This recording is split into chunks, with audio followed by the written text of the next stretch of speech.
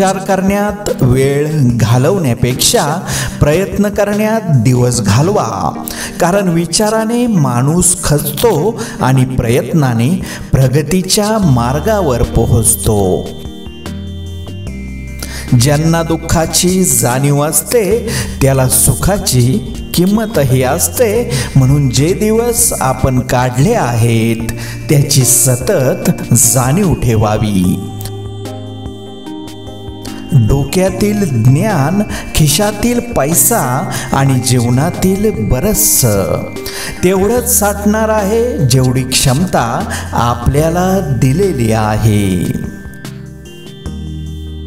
दुःख गिळून आनंद व्यक्त करणे म्हणजे जीवन.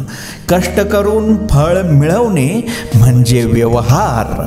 स्वतः जगून दुसऱ्यांना जगू देणे म्हणजे सहानुभूती. आणि माणुसकी शिकून माणसासारखे वागणे म्हणजे अनुभूती. राग आल्यावर ओरडायला कधीच ताकद लागत नाही. राग आल्यावर खरी ताकद लागते ती शांत बसायला.